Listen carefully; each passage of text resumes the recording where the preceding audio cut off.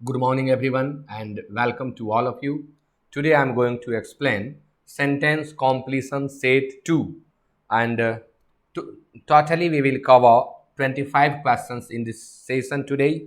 And the very first question that is on your screen is the greater the demand dash the price. Comparative degree से यहाँ parallel expression का बोध हो रहा है और आप आर्टिकल के अंतर्गत पढ़ते हैं कि यदि कंपैरेटिव डिग्री से पैरेलल एक्सप्रेशन का बोध हो रहा हो तो दोनों पक्ष में आए हुए कंपैरेटिव के पहले द लगता है, इसलिए हाई नहीं होगा, हायर नहीं होगा, हाईली नहीं होगा। आपका आंसर सी होगा, the higher. The greater the demand the higher the price, यानी जितनी डिमांड अधिक होती है प्राइस उतनी ही अधिक होती है। कंपैरेटिव डिग्री से यह क्वेश्चन और साथ साथ आर्टिकल से। Now move to the next, it is two. आप सभी आंसर दें। When he died he dash behind his two sons, left, kept, lagged और हीड। सारे शब्द आपको मालूम है। लैग, लैग मीन्स होता है पिछड़ जाना, not E, LAG only. Lag पिछड़ जाना, रेस इत्यादि में पीछे हो जाना लैग होता है, और टेक्निकली भी लैग का प्रयोग होता है। लैग मीन्स पिछड़ जाना। लीव का लेफ्ट है, कीप से केप्ट है, हाइड का V2 जो है वो हीड है, तो सब आपको मालूम ही है। आपका आंसर क्या होगा? तो लीव बिहाइंड एक फ्रेजल वर्ब होता है और लीव बिहाइंड का अर्थ होता है पीछे छोड़ जाना। वे चले गए और अपने पीछे छोड़ गए, पीछे छोड़ जाना, अपने पीछे छोड़ गए दो पुत्रों को, यानी आंसर लेफ्ट होगा। आप सभी ऐसे ही कमेंट करते चलें, अपने आंसर को पुट करते चलें। Now it is 3 here and the question is Modi's accession dash the throne. You know throne गद्दी, थ्रोन सिंहासन, थ्रोन गद्दी, थ्रोन सिंहासन। Modi's accession dash the throne was celebrated with great pomp, यानी बड़े धूमधाम से। To celebrate with great pomp, धूमधाम से मनाना। तो मोदी जी का थ्रोन पर जब एक्सेशन हुआ, यानी जब इन्हें गद्दी मिली, गद्दी पर आरूढ़ हुए, आरूढ़ होना राज्यारोहण भी कहते हैं, और इसके साथ फिक्स्ड प्रेपोजिशन हमेशा टू लगता है, इसलिए 3 का आंसर बी होगा। एक्सेशन के साथ हमेशा आप टू का प्रयोग करें, एक्सीड के साथ भी आप हमेशा टू का प्रयोग करें। यह प्रश्न फिक्स्ड प्रेपोजिशन से था। Now move to the next, it is 4 here, और आप सभी आंसर दें। For all his wealth he is a and dash. For all his wealth he is a and dash. Magnanimous person, वह व्यक्ति जिसका स्वभाव उदारता से भरा हो, वह मैग्नानिमस कहलाता है। उदार चरित्र, उदार चरित्र वाला यानी उदार चरित्र। जेनरस, जेनरस उसको कहते हैं जो स्वभाव से उदार होता है, यानी जो सामाजिक कार्यों, लोक कल्याण के कार्यों में खुलकर पैसा खर्च करता है, उसे हम जेनरस कहते हैं। एक्स्ट्रा वैगेंट आप जानते हैं, एक्स्ट्रा वैगेंट मीन्स होता है फिजूल खर्ची। एक्स्ट्रा वैगेंट मीन्स होता है फिजूल खर्ची। अब बहुत सारे लोगों को हिंदी निकालने नहीं आता है, इसका फॉर के लिए सोच लेंगे, लेकिन नहीं, यहाँ फॉर का प्रयोग के बावजूद के अर्थ में हुआ है। के बावजूद, यानी धन होते हुए भी, धन होने के बावजूद भी वह माइजर है, यानी वह कंजूस है। तो फॉर का प्रयोग ऐसे वाक्यों में के बावजूद या के रहते हुए भी के अर्थ में होता है, और सिर्फ इसका हिंदी नहीं निकाल पाएंगे परफेक्ट रूप से, तो आप इधर से कुछ भी भर सकते थे। Now move to the next, it is 5 here and the question is a person who dash on his own efforts has the best chance to win. आप सभी इसका आंसर दें। सारे शब्द आपको मालूम है। मेक बनाना होता है, पुट रखना होता है, काउंट गणना करना होता है, लेकिन जब हम काउंट के बाद ऑन का प्रयोग करते हैं तो इसका हिंदी होता है भरोसा करना। काउंट ऑन, भरोसा करना। काउंट ऑन भरोसा करना, और रिलाई ऑन भी यहाँ हमें दिख रहा है। रिलाई ऑन का अर्थ भी होता है भरोसा करना, और rely on to depend on भी होता है, यानी निर्भर होना। निर्भर होना तो वह व्यक्ति जो अपने प्रयासों पर निर्भर होता है उसके पास बेस्ट चांस होते हैं जीतने के, यानी निर्भर होना चाहिए। तो यहाँ चूंकि हमारा सब्जेक्ट सिंगुलर है इसलिए रिलाई के चलते हमें यहाँ रियलाइज करना पड़ा, वर्ब सिंगुलर, रिलाई का सिंगुलर करना पड़ा रियलाइज। तो आपका आंसर बी हुआ। Now move to the next. It is 6 here and the question is the police used tear gas in order to dash the mob। आप जानते हैं in order to का हिंदी होता है के लिए, के उद्देश्य से या के लिए के अर्थ में हम in order to का प्रयोग करते हैं। पुलिस को tear gas use, police tear gas use की in order to dash the mob, भीड़ को डैश करने के लिए। डिसिपेट मतलब होता है कमज़ोर बना देना, टुकड़े टुकड़े में बांट देना और नष्ट कर देना, इतने पार्ट में इसे अलग अलग कर देना कि वो नष्ट हो जाए। डिसिपेट नष्ट करना, डिस्पर्स बिखेर देना, इसी को तितर बितर करना भी कहते हैं।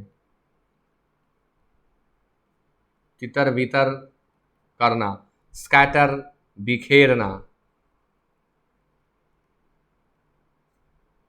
और फोर्टिफाई किलाबंदी करना, मजबूत बना देना, दीवारों से सुरक्षित कर देना, फोर्टिफाई होता है। फोर्टिफिकेशन इसका नाउन बनता है। अब आप कहेंगे डिस्पर्स भी हो सकता है, स्कैटर भी हो सकता है, लेकिन मैं कहूँ कि डिस्पर्स होगा। डिस्पर्स का प्रयोग हम ह्यूमन बींग्स के लिए करते हैं और स्कैटर का प्रयोग हम थिंग्स के लिए करते हैं, और इसी कारण से आपका आंसर बी होगा। ओके, तो आगे बढ़े। प्रश्न आपके सामने 7 है, बहुत ही सिंपल है, आप सभी जवाब दे दें। Your answer was not relevant dash the question. Relevant means होता है प्रासंगिक, अपने आप में एडजेक्टिव होता है। एप्रोप्रिएट, जर्मन इसके सिनोनिम होते हैं। तो your answer was not relevant dash, अब आप रेलेवेंट के साथ टू भरेंगे, इनटू भरेंगे, ऑन भरेंगे या फॉर भरेंगे, तो बेशक आप टू भरिए। 7 का आंसर ए होगा। रेलेवेंट के साथ हमेशा टू का प्रयोग करते हैं, जब इसका नाउन बनाएंगे तो यह रेलेवेंस हो जाएगा। Move to the next. It is 8 here and the question is for several days I had been grappling with and dash problem. Grapple के साथ फिक्स्ड प्रेपोजिशन विद, और ग्रैपल मीन्स होता है जूझना। ग्रैपल मीन्स जूझना। तो कई दिनों से मैं ग्रैपल कर रहा था एक ऐसे प्रॉब्लम से जो एल्यूसिव था, इल्यूसिव था, इंटाइसिंग था, ओनली था। तो एल्यूसिव मीन्स होता है जो पकड़ में न आए, जो फिसल जाए, जो पकड़ में न आए, जिसमें फिसल जाने की क्वालिटी हो। इल्यूसिव मतलब होता है भ्रामक, जो भ्रम में डाल दे। इंटाइसिंग मीन्स होता है प्रलोभित कर लेने वाला, लुभावक लिख सकते हैं। और ओनली मीन्स होता है मात्र। अब सोचना है कि यहाँ तो एडजेक्टिव चाहिए, सभी एडजेक्टिव ही हैं, ओनली एक एडवर्ब है मात्र, बाकी 3 एडजेक्टिव हैं। प्रॉब्लम कैसा होगा? तो प्रॉब्लम जब एल्यूसिव होता है वो हमें बहुत परेशान करता है। वो प्रॉब्लम आपको समझ में ही नहीं आएगा कि वास्तव में ये है क्या, मुझे किसका सामना करना है, तो वो काफ़ी परेशान करता है। यानी 8 का आंसर ए होगा। और एल्यूसिव शब्द अंग्रेजी के एल्यूड वर्ब का एडजेक्टिव है। एल्यूड मीन्स होता है बच निकलना, भाग जाना, नज़र बचा कर निकल जाना। तो 8 का आंसर ए होगा। It is 9 here and the question is dash he fails in the test, how he will take his admission. अब मैं हिंदी बोल दूंगा तो आप आंसर मार ही देंगे तुरंत, तो जल्दी से आप लोग आंसर बना दें। सपोजिंग का प्रयोग, सपोजिंग, इफ का प्रयोग, ऑल्दो और डेस्पाइट का प्रयोग सब कंजंक्शन में आपने पढ़ा है। सपोजिंग के साथ इफ कभी भूल कर भी ना लगाएं। मैं यहाँ आपकी हेल्प किया, इफ आप लोग आंसर के रूप में न भेजें, क्योंकि सपोजिंग और इफ का प्रयोग एक साथ नहीं किया जाता है। तो सपोजिंग, ऑल्दो, डेस्पाइट, अब यहाँ भरें क्या? तो सिर्फ आप सपोजिंग भरें। सपोजिंग सिर्फ आप भरें, supposing he fails in the test high he will take his admission. मान लो यदि वह टेस्ट में फेल कर जाता है तो वह एडमिशन कैसे लेगा, तो यहाँ पर सपोजिंग होगा, डेस्पाइट मीन्स तो के बावजूद होता है, ये तो आप भर नहीं सकते। ऑल्दो मीन्स यद्यपि होता है, ये आप भर नहीं सकते। ओके, तो आंसर ए हुआ। अब आपके सामने प्रश्न 10 है। She took her grandfather to a reputed dash for his treatment. वह अपने ग्रैंडफादर को एक रेप्यूटेड डैश के पास ले गई ट्रीटमेंट के लिए। अब भाई किसको ले जा रही है, ध्यान दीजिएगा, ग्रैंडफादर को। पेडियाट्रिशियन शिशु रोग विशेषज्ञ होता है, पेडियाट्रिशियन शिशु रोग विशेषज्ञ को पेडियाट्रिशियन कहते हैं। दादाजी को क्यों ले जाएगी उनके पास। गायनेकोलॉजिस्ट स्त्री रोग विशेषज्ञ होता है, यहाँ दादाजी को क्यों ले जाएगी। साइकियाट्रिस्ट के पास ले जा सकती है, मनोचिकित्सक कहते हैं, मनोरोग विशेषज्ञ कहिए। और गेरियाट्रिशियन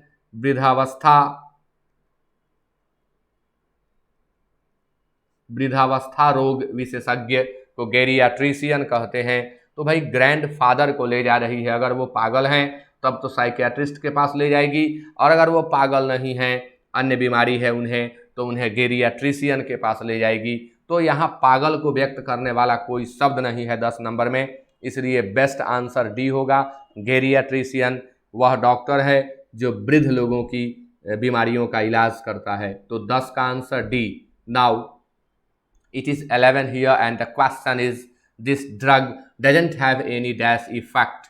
इस ड्रग का कोई भी डैश इफेक्ट नहीं है। कैसा इफेक्ट नहीं है, एडवर्स। एडवर्स मीन्स होता है प्रतिकूल,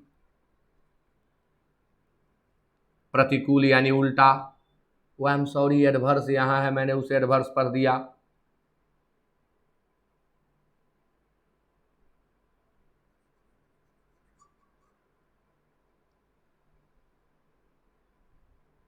एवर्स है अनिच्छुक कहें, अनिच्छुक किसी चीज के प्रति चाहत न रखना, रुचि न रखना, एवर्सन कहलाता है, उसका एडजेक्टिव होता है एवर्स। एडवर्स मीन्स होता है प्रतिकूल, एडवर्स मीन्स प्रतिकूल। सीरियस मीन्स गंभीर, सीरियस मीन्स गंभीर। और माइल्ड, माइल्ड मीन्स मीठा, माइल्ड मीन्स कम, माइल्ड मीन्स थोड़ा। तो इफेक्ट के लिए सबसे सूटेबल एडजेक्टिव यहाँ पर चूंकि नॉट भी लगा है तो एडवर्स होगा। एडवर्स इफेक्ट प्रतिकूल प्रभाव, एडवर्स इफेक्ट ये एक दूसरे को दोनों कोलोकेट करते हैं, एक साथ यूज होते हैं, याद रखेंगे। ओके, सो प्रश्न आपके सामने 12 है और बड़ा ही सिंपल है। फिक्स्ड प्रेपोजिशन का जो मैं वीडियो अपलोड किया हूँ, पहला वीडियो इसी के ऊपर था कि अप्लाई के साथ हम किस किस प्रेपोजिशन का प्रयोग कर सकते हैं। तो she has applied dash the manager dash loan. मैंने उस वीडियो में स्पष्ट आपको बताया है कि apply to a person for something, तो वह मैनेजर के पास अप्लाई की। मैनेजर के पास किस चीज़ के लिए, तो लोन के लिए। तो आपका आंसर पहले टू बाद में फॉर वाला होगा, पहले टू बाद में फॉर, यानी 12 का आंसर डी होगा। आगे बढ़ते हैं, सभी लोग ऐसे ही कमेंट करते चलें। It is 13 here and the question is I asked my friend for dash help. Ask for यह एक फ्रेजल वर्ब है। आस्क फॉर मीन्स मांगना होता है, आस्क फॉर मीन्स मांगना। तो आई आस्क्ड माय फ्रेंड ये एक ट्रेंड है, प्रचलन है अंग्रेजी में कि किसी भी फ्रेजल वर्ब के साथ ऑब्जेक्ट का प्रयोग करना हो तो उसमें आए हुए वर्ब और प्रेपोजिशन के बीच में ऑब्जेक्ट को रखा जाता है। तो I asked my friend for dash help, कैसा हेल्प मांगा। अब मनी हेल्प दोनों नाउन एक साथ गलत हो जाएगा। Monetary help, economy help, economical help. अब इकोनॉमिकल कंडीशन होता है, इकोनॉमिक हेल्प कह सकते हैं, इकोनॉमिकल हेल्प भी चलेगा, बट करेक्ट आंसर आपका मोनेटरी होगा। ऐसा कई बार होगा जब आपको दो दो आंसर लगेगा, परीक्षा में तो कोई एक ही होगा, तो आपको देखना होगा कि बेस्ट सूटेबल कौन है, वहाँ पर बेस्ट सूटेड कौन है, नॉट बेस्ट सूटेबल, और उसे आप सेलेक्ट कर लें। तो मोनेटरी हेल्प होता है यानी आर्थिक मदद। तो 13 का आंसर बी होगा। It is 14 here and the question is you should dash some money in a business. आपको एक व्यवसाय में कुछ पैसा डैश करना चाहिए। डिपॉजिट करना आप सभी जानते हैं कि डिपॉजिट मतलब होता है जमा करना। आंसर दें आप सभी लोग। डिपॉजिट मीन्स होता है जमा करना, गिव मीन्स होता है देना, हैंड ओवर मीन्स होता है सौंप देना, असाइन कर देना, इंट्रस्ट कर देना, हैंड ओवर, और इन्वेस्ट मीन्स होता है निवेश करना। तो बिजनेस में इन्वेस्ट किया जाता है, पैसा लगाया जाता है, किसी कार्य में पैसा लगाना इन्वेस्ट कहलाता है। जहां आप लाभ की उम्मीद करते हैं कि पैसा बढ़ेगा, वह आपका इन्वेस्टमेंट होता है। तो 14 का आंसर डी होगा। आगे बढ़ते हुए प्रश्न आपके सामने 15 and it is a fully grammatical question.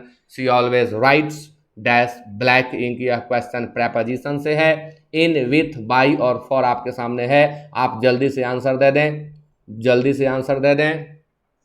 बहुत सारे विद्यार्थी यहाँ विथ भर देंगे, लेकिन आपको मैं बताऊं कि जब भी राइट के बाद इंक आए, ब्लू हो, ब्लैक हो, या बिना ब्लू ब्लैक के केवल इंक आ जाए, आप हमेशा इन का ही प्रयोग करें।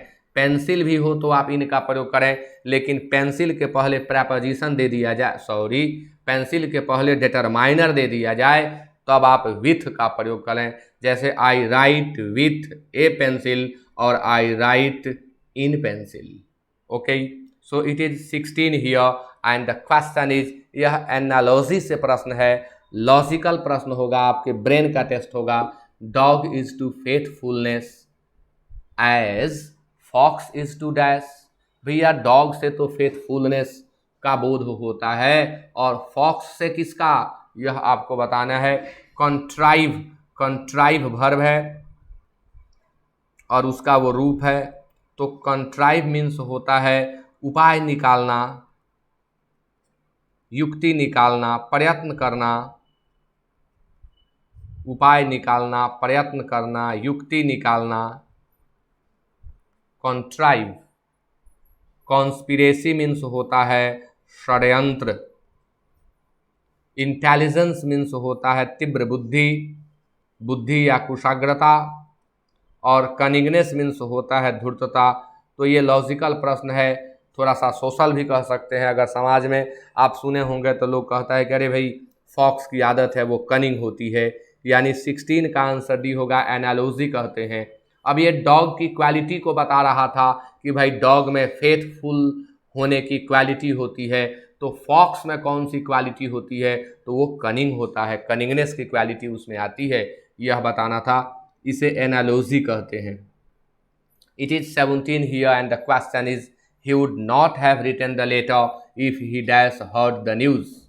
अब आप ही वाले पार्ट में वुड हैव प्लस V3 के स्ट्रक्चर को देख रहे हैं। तो जब आप यहाँ वुड हैव प्लस V3 के स्ट्रक्चर को देख रहे हैं तो स्पष्ट है कि इफ के बाद वाले पार्ट में हैड आएगा, यानी हैड वाला आंसर आपका होगा, यानी बी होगा। He would not have written the letter, वह पत्र नहीं लिखा होता। If he had not heard the news, यदि उसे सूचना समाचार नहीं मिली होती, वह नहीं सुना होता, तो पत्र नहीं लिखा होता। 17 का आंसर बी होगा। Now it is 18 here and the question is, dash you help me I will pass the exam. Dash you help me I will pass the exam, यह अपने आप में ग्रामेटिकल क्वेश्चन है, मैं लगा नहीं सकते। Unless you help me I will pass the exam, भैया अगर विल के बाद नोट रहता यहाँ पर तो आप अनलेस लगा सकते थे कि unless you help me I will not pass the exam. यदि आप मेरी मदद नहीं करेंगे तो मैं परीक्षा पास नहीं करूँगा। अब यहाँ नोट नहीं है, यहाँ अनलेस न लगाएं, यहाँ आप केवल शुड का प्रयोग करें, और यहाँ शुड यदि का काम कर रहा है। मैंने पढ़ाया है कि शुड का प्रयोग यदि के अर्थ में भी करते हैं। जो मेरे रेगुलर स्टूडेंट हैं उन्हें यह भली भांति मालूम है। It is 19 here and the question is, he dash to his teacher that he was ill. उसने अपने टीचर से डैश किया कि वह बीमार था। तो ही डैश ले। अब यहाँ पर समझना होगा आपको, लाई वर्ब होता है, लाई, जिसका प्रयोग हम लेट जाना के अर्थ में करते हैं। लाई लेट जाना, लाई मीन्स पड़ जाना, लेट जाना या पड़ जाना। तब लाई का V2 होता है ले। लाई ले, और लाई का V3 होता है लेन, और इसका V4 होता है LYING, LYING लाइंग होता है।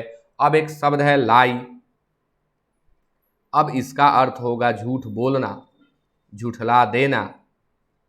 अब जब यह झूठ बोलना के अर्थ में आया हो तब V2 के रूप में आप लाइड का यूज करें, V3 के रूप में लाइड का यूज करें, और V4 के रूप में लाइंग का ही यूज करें। अब एक वर्ब 1 होता है ले, ये वर्ब 1 हो गया। लेटा देना, जैसे किसी बीमार व्यक्ति को बिछावन पर लेटा देना, लेटा देना, रख देना, नींव इत्यादि रखना, लेटा देना, रख देना, अंडा देना। अब जब इस अर्थ में यूज होगा तो ले के V2 के रूप में आप लेड का प्रयोग करें, V3 के रूप में लेड का प्रयोग करें, और इसके V4 के रूप में आप लेइंग का प्रयोग करें, लेइंग का। तो he dash to his teacher, आप देख रहे हैं इधर पास्ट है, यानी इधर भी V2 होगा, पास्ट होगा। तो ही ले, वह लेट गया, बिल्कुल बेकार लग रहा है। लेड, इसका भी कोई मीनिंग नहीं है। लेन नहीं, यहाँ लाइड होगा, अपने शिक्षक से झूठ बोला कि वह बीमार था। तो आंसर 19 का डी होगा। Okay, it is 20 here and the question is when I called dash him yesterday he was playing basketball. अब ये फ्रेजल वर्ब से क्वेश्चन है, याद होगा तो बनेगा, नहीं याद होगा तो बिल्कुल नहीं बनेगा। आंसर आपका सी होगा, और आप इसे याद करें। कॉल ऑन ए पर्सन होता है, कॉल एट ए प्लेस होता है। जब भी कभी आपको कॉल के बाद मिलना के अर्थ में, कॉल मिलना के अर्थ में आता है, कॉल का प्रयोग जब मिलना के अर्थ में हुआ हो तो उसके बाद देखें, पर्सन हो तो ऑन लगा दें, प्लेस हो तो एट लगा दें। यहाँ देख लीजिए क्या है, हिम है, पर्सन है, तो जब यह पर्सन है तो आपको यहाँ ऑन का प्रयोग करना होगा। अब अगर ऑफिस होता वहाँ पर ना, तो आप कॉल के बाद एट का प्रयोग कर देते। आगे बढ़िए, सब याद करना है आप लोगों को। 21 आपके सामने, और आप सभी जवाब दें। The police inspector was astonished to know that a boy of 20 years of age has committed a dash of crimes. Police inspector तो अचंभित था, आश्चर्यचकित था यह जान करके कि एक 20 वर्ष का बच्चा जो इतने सारे क्राइम कर चुका है, इतने सारे क्रिमिनल रिकॉर्ड्स हैं उसके पास, तो अब हम दें क्या? ग्रुप देंगे नहीं, बंच देंगे नहीं, वॉली देंगे नहीं, ए ग्रुप ऑफ स्टूडेंट्स होगा, ए बंच ऑफ कीज होगा, ए बंच ऑफ ग्रेप्स होगा, ए वॉली ऑफ क्वेश्चंस होगा, प्रश्नों की झर्री, ए वॉली ऑफ क्वेश्चंस। ग्रुप तो कई अर्थ में आता है generally, A group of students, A group of persons. अब लिटैनी जो है लंबी चौड़ी सूची को दर्शाता है। लिटैनी मीन्स होता है लंबी चौड़ी सूची।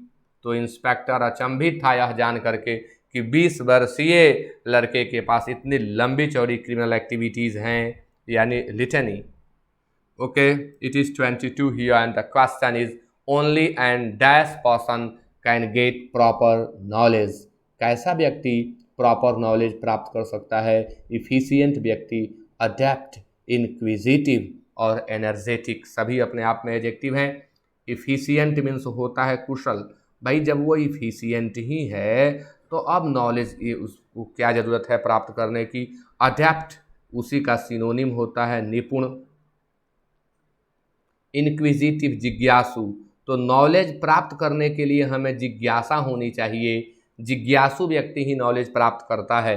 एनर्जेटिक ऊर्जावान, इसका तो कई सेंस में यूज आप कर सकते हैं। तो नॉलेज प्राप्त करने की बात है तो यहाँ जो ऑप्शन दिए गए हैं उनके अनुसार सी ही होगा। Now it is 23 here and the question is we tried to calm her but she just dash more loudly. हम लोग उसे काम करने यानी उसे शांत करने की कोशिश किए, लेकिन वह तो और लाउडली डैश की, स्क्रीच, लेमेंटेड, बिवेल्ड और मॉर्न्ड। स्क्रीच मीन्स होता है चीखना, स्क्रीच मीन्स होता है चिल्लाना। मैं V1 का मीनिंग लिख रहा हूँ। लैमेंट मीन्स होता है विलाप करना, रुदन करना, किसी के मृत्यु या दुखद खबर पर विलाप करना, रोना। दुखरा सुनाना भी लैमेंट होता है, विलाप करना। बिवेल विलाप करना, और मौर्न विलाप करना या शोक मनाना। मॉर्न। तो अब शोक मनाने में चिल्ला चिल्ला के तो मनाएगा नहीं, किसी के ऊपर रोना भी यहाँ पर सूट नहीं कर रहा है, मोर लाउडली है, स्क्रीच होगा। जितना हम लोग उसे शांत करने का प्रयास किए उतना ही वो जोर से चिल्लाई, चीखी, यानी स्क्रीच्ड होगा। It is 24 here and the question is a thief was arrested and dash jail yesterday। आप सभी जवाब दें, brought in, brought into, taken into और taken to। एक चोर को गिरफ्तार किया गया और जेल लाया गया। तो टेक टू मतलब होता है ले जाना, टेक टू मतलब ले जाना, तो जेल लाया गया, इसलिए आंसर आपका होगा टेकन टू। अब लास्ट प्रश्न आज का 25। He was unable to remember where he dash the money. उसे याद नहीं आ रहा था कि उसने पैसे को कहाँ डैश किया, बता दीजिए। Has deposited, would deposited. अच्छा ये होगा कैसे, वुड जब लगा है तो डिपॉजिटेड कैसे होगा, एक ठो तो ऐसे ही। अब उसी ने पैसा डिपॉजिट किया है तो पैसे की क्या ज़रूरत। अब हमारे पास दो ठो बचा, हैज़ डिपॉजिटेड और हैड डिपॉजिटेड। जब इधर पास्ट टेंस का यूज कर दिया गया तो ये हम लिख ही नहीं सकते हैं, यानी आंसर हमारा सिर्फ और सिर्फ सी होगा। तो आप सभी इस वीडियो को अधिक से अधिक लोगों तक शेयर करें और आप सभी जुड़े, आप सभी ने इसे देखा, आप सभी इसे पढ़े, ऐसे ही औरों तक इसको सूचना बढ़ाएं, आप यह सूचना लोगों तक दें, और इसके लिए बहुत बहुत धन्यवाद।